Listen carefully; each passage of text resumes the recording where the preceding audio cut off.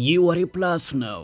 ዋና ዋና ጉዳዮች ሻዕቢያን አናምነውም አሉ የህወሓት ከፍተኛ የጦር አዛዥ ጀነራል ምግበይ ኃይለ።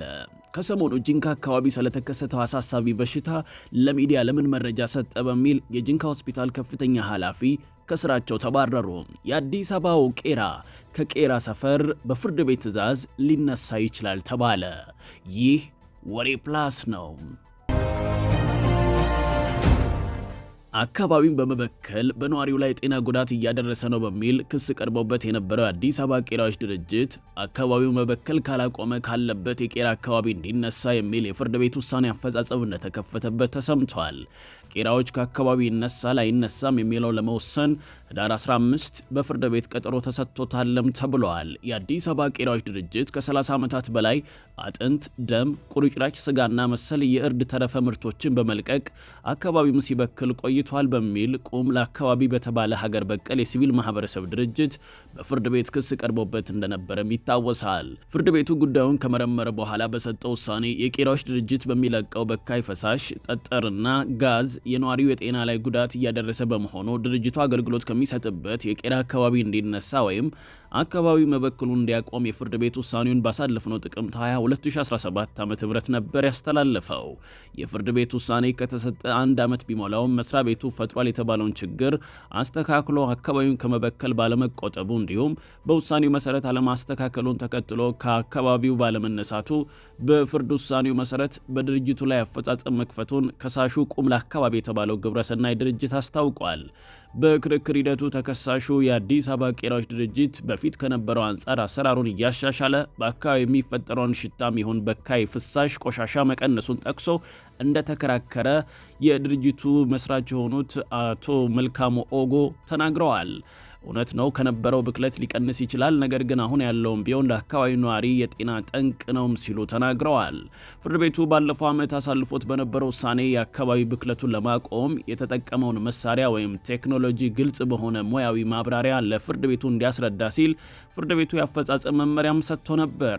የአዲስ አበባ ቄራዎች ድርጅት የህዝብ ግንኙነት ዳይሬክተር አቶ አታክልቲ ገብረ ሚካኤል በበኩላቸው ጉዳዩ በሂደት ላይ ነው በሚል ስለ ክርክሩ ዝርዝር መረጃ ከመስጠት ተቆጥበዋል። ይሁንና እንደ አጠቃላይ መስሪያ ቤቱን ስራ የሚያዘምን ነው ያሉትና 65 ሚሊዮን ብር ወጪ የተደረገበት የተረፈ ምርት ማቀነባበሪያ ማሽን ከውጭ ማስመጣታቸውንና የተከላ ስራ ላይ መሆኑን ጠቅሰዋል። ማሽኑ ስራውን ሲጀምር አካባቢውን የሚበክለው ሽታ አይኖርምም ብለዋል። የፍሳሽ አወጋገዳችንን አስተካክለናል በማለት ስለ ጉዳዩ ዝርዝር መረጃ ወደፊት እንሰጣለንም ሲሉ አስታውቀዋል። በፍርድ ውሳኔው መሰረት በካይ የሆነውን መጥፎ ጠረን ያስወግዳል የተባለውንና አዲሱ የተረፈ ምርት ማቀነባበሪያ ማሽን ጥቅም ላይ በማዋል ሌላውን አይነት ብክለት እንዴት ባለ መልኩ እንዳስወገደ ለፍርድ ቤቱ ቀርቦ ማስረዳት ይኖርበታልም ተብሏል። ካልሆነ ቄራ ከቄራ ሰፈር ይነሳልም የሚል ጭምጭምታ ተሰምቷል። ትግራይ ጦር አዛዦች መሃል አንዱ የሆኑትና ከወራት በፊት በመከላከያ ሰራዊቱ የፋኖ መሪ ናቸው በሚል የተከሰሱት ጀነራል ምግበይ ኃይለ የምዕራብ ግንባር የሰራዊት አዛዦችን ሰብስበው እንደነበረ ተሰምቷል። ለመንግስት ቅርበት እንዳለው የሚነገርለት ሉዓላዊ የተባለ በየነ መረብ ገጽ ምንጮቹን ዋቢ በማድረግ ባወጣው መረጃ ጀነራል ምግበይ በዚህ ስብሰባ ላይ ሻዕቢያን አናምነው ማለታቸውን ዘግበዋል። በዚህ ወታደራዊ ስብሰባ የህወሓት አርሚ 13፣ አርሚ 17 እና አርሚ 11 ከኮር በላይና የኮር አዛዦች መገኘታቸውንም ጠቅሷል። በስብሰባው ላይ ጀነራሉ በአፋር የመሸጉት የሐራ መሬት ታጣቂዎች እኛን ሊያጠፉ የተነሱ ናቸው፣ ጠላቶቻችን ናቸው ሲሉ መናገራቸውን ዘገባው ጠቅሷል። ከዚህም በተጨማሪም ከሻዕቢያ ጋር እየተጣመር ነው ለፖለቲካ እንጂ አምነነው አይደለም ማለታቸውን ዘገባው ጠቅሷል። በስብሰባው ከተሳተፉት መሃል አንድ ከፍተኛ የኮር አዛዥ እኛን የሚበላን ሐራ መሬት አይደለም፣ በነፃ መሬት ያለው ኃይል እኛን ከመብላቱ በፊት የትግራይ ህዝብ ያጠፋናል፣ መፍትሄ እንፈልግ ማለታቸው በዘገባው ተጠቅሷል።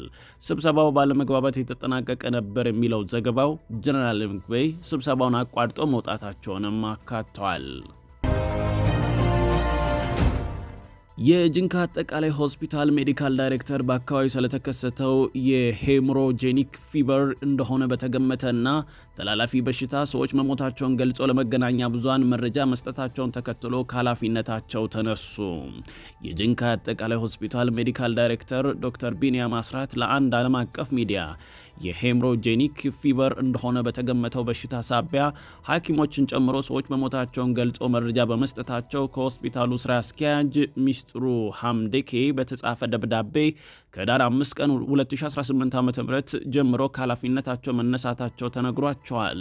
ዳይሬክተሩ ከኃላፊነት ከመነሳታቸው በፊት ወደ ሆስፒታሉ መጥተው ከታከሙት 4 በሽተኞች አንዱ በሕይወት እንዳለና የተሻለ የሚባል የጤና ሁኔታ ላይ እንደሚገኝ ገልጸው 2 የሆስፒታላቸው የጤና ባለሙያዎችን ጨምሮ እስካሁን 6 ሰዎች ተመሳሳይ ምልክቶችን በማሳየት ሕይወታቸው ማለፉን ለዶይቼ ቬለ ሬዲዮ በይፋ ገልጸው ነበር።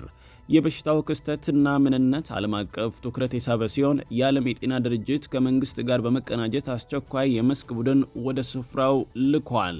የጤና ሚኒስቴር እስካሁን ድረስ 8 ሰዎች በበሽታው የተጠረጠሩ መሆኑን ባወጣው መግለጫም ይፋ ያደረገ ሲሆን ስለሞቱ ሰዎች ያለው ነገር የለም። ዶክተር ቢኒያም አስራት በበሽታው ሞት መመስገቡን ይፋ ካደረገው በኋላ ዛቻና ማስፈራሪያ እየደረሳቸው እንደሆነ የቅርብ የሥራ ባልደረቦቻቸውም አስታውቀዋል። ዶክተር ቢኒያም በሆስፒታል ውስጥ የተሻለ አገልግሎት ለመስጠት የሚያስችል አሰራር በማስተዋወቅና የኦክሲጅን ማምረቻ ማዕከል በማስገንባት ለአገልግሎት ለማብቃት በዝግጅት ላይ እንደነበሩም ባልደረቦቻቸው ተናግረዋል።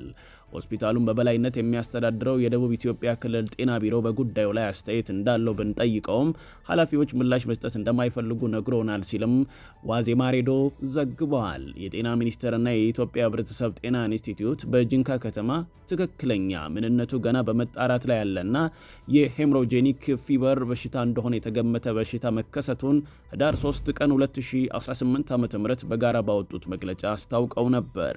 የዓለም የጤና ድርጅት የበሽታው ምንነት ለማወቅ ለሚደረጉ ምርመራዎችና በሽታውን ለመቆጣጠር ለሚደረጉ ጥረቶች 11 አባላት ያሉት የአስቸኳይ ድጋፍ ሰጪ ቡድን እና የሕክምና መሳሪያዎችን ወደ አካባቢ መላኩን እንዲሁም ለዚህ ጥረት የሚውል $300,000 መመደቡን ማስታወቁ ይታወሳል። ይህ ወሬ ፕላስ ነው። የወሬ ፕላስ ቤተሰቦች ለቻናላችን አዲስ ከሆናችሁ ቻናሉን ሰብስክራይብ፣ ሼር፣ ላይክ በማድረግ ወዳጅነታችን ይጠንክር።